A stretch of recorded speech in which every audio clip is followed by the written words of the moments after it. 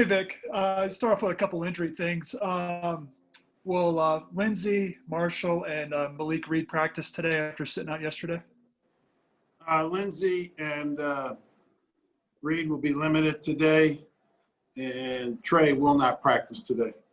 And will Jerry Jeudy still be limited, or will he be full? He'll be counted as limited. Okay. And then with Bryce Callahan, is there a chance he'd be back for the last two games? There is. That was why we put him on IR now. Everybody thinks we're waiting for what the verdict would be about how much time they think he would miss. And they think it'll be 3 weeks for sure. So we put him on the IR now, so this week counts. I know him personally wants to finish the season playing. He obviously didn't do that in 18 or 19, and I think it's important to him to finish the season playing. And if he's ready to go in those last 2 games, he'll be playing. How did Shelby Harris come out of yesterday? I thought he did good.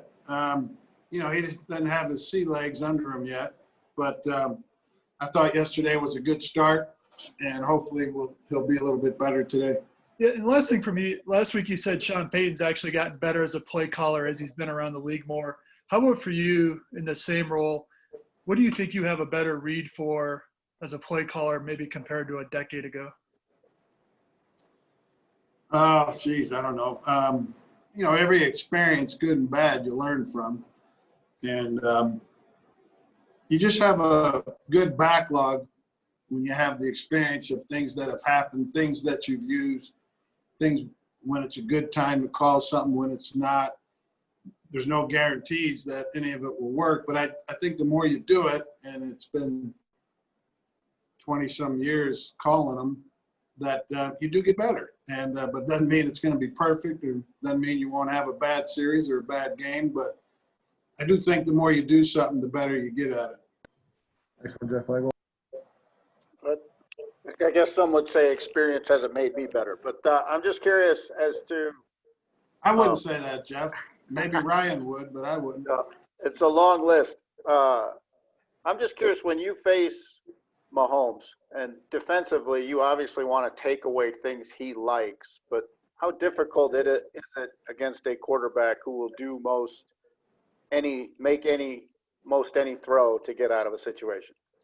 Yeah, I mean, to do the things he likes, to take a word from the past that I don't know if the young guys know, I've used it, he likes everything on the smorgasbord. He's got a lot of guys he can throw to. He's very good at throwing short, intermediate, and deep. He's very good at throwing on the move. So, to say if you take this one thing away from Mahomes, you're going to have a good day, that's just not the case with him. He's too versatile in all aspects of playing his position. So what's the challenge for you then? The challenge is to just mix it up, and your guys are going to have to win some one-on-ones against some very tough receivers and tight ends and backs. We're going to have some good pass rush. When you play a team this talented and this versatile and this spread out, there's not one absolute way to play it. And you're just going to have to mix it, and there's going to be guys with hard downs at different times. And we've got to win those hard downs when the ball goes that way. And if we don't, we'll struggle. Next one, Arnie Staples. Hey, Vic, I got a couple for you. I know he won't be available this weekend, but if you could just talk about bringing back Will Parks. And then secondly, I was just going to also ask about Mark Barron, if he has a chance to make his mark still this year. I know he had that unfortunate injury that sidelined him for so long. Yeah, Will's a guy that we liked. He's versatile. We like him as a player. We like him as a person. I think he's excited to come back here. And we'll see exactly how he fits in. Will played the nickel position for us last year, play the dime. He can play safety. One thing with losing Bryce, we've lost some versatility in our secondary, because although Bryce had been playing corner the last few weeks exclusively, he can also play nickel, obviously. So, our nickel depth has gone down some.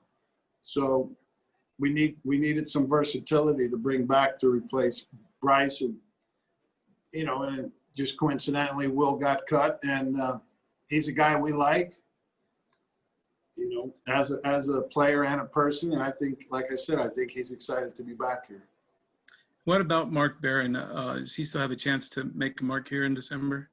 Yeah, I think he's got a chance to a degree. I mean, it was up against the 8 ball. We signed him late in camp. He started to practice and, got his hamstring injury, on the second practice at the stadium, which kept him out a good amount of time. And then while he was recuperating from that, he had an injury he sustained in the weight room. That kept him out even farther. And so it's made it difficult to get him ready with reps. We're at that part of the season where we practice. Our reps on the field are less than they were in the beginning of the season. So it's been a perfect storm for the wrong reasons to, get him up and going. Next one, Brandon. Coach, to kind of follow up on Will, he was on KOA last night and talked about you and he talked, and Vaughn and Bosby and all these teammates reaching out. How big can it be to bring a guy back that's so well liked in the locker room that can, add his own personality and flavor, but a guy that clearly his teammates got along with and are happy to have back? It's a bonus, anytime you pick up a guy this time of year, usually it's a guy with not much if any history with the organization he's coming into. Obviously, that's not the case with Will. He left here last year because of an opportunity to go back home to to Philly, and it didn't work out for him there. And as many players find out, the grass isn't always greener. And I think he's very happy to be coming back here. What role he'll play when he's eligible to play, which would start next week, providing he passes all the protocols, I'm not sure yet. Next one, George Floyd. Yeah, Vic, I think it was last year you compared Tyreek Hill's speed to Deion Sanders and Bo Jackson. I wanted to ask, is there anybody that Pat Mahomes maybe reminds you of? I know you talked about him just a minute ago, but is there anybody in his arm that he kind of reminds you of? Yeah, Tyreek Hill is definitely the fastest receiver I've seen in my days in the NFL, and that's a lot of days. And I think the only two offensive guys that I can compare to him from a speed standpoint, one really would be Bo Jackson. I remember coaching against him his few years in the league. As far as Mahomes goes, I mean, the only modern quarterback, modern meaning the last 20, 25 years that I can really compare him to is Aaron Rodgers. I think John Elway was kind of Patrick Mahomes in the 80s and 90s. And since then, I think it's Aaron Rodgers for sure. Those two guys have some very similar qualities. Next one, Mike Clifton. Time for a few more after Mike. Go ahead. Yeah, Coach, I know it's a big game every week and for all players, but for Drew Lock, after he was, embarrassed a little bit about what happened last week and it hasn't been the best season, would you say this is an especially big game for him? Do you sense that, he's a little more focused and really wants this game this week? Well, Mike, you answered your long question with your first statement. Every game's a big game. And really wouldn't matter who we're playing this week. It's the next game. And, for Drew, it's a big game, for him personally and for this team. Just like the following week will be, just like the previous 11 were, it's a big game. Next one, Troy Rank. This one's a little off the beaten path, Vic, but more and more we see players use their social media platforms to go directly to the audience. They don't necessarily use us in the media. I know you follow some of that, or at least people keep you aware of that. How has that changed for you in regards to the players using their voice on social media? And I bring it up because guys get angry when a game got moved, or they were angry at the league this past week. How do you kind of pay attention to that, or what is your take on that as they use their social media? I don't use it at all. I do not have a Twitter account.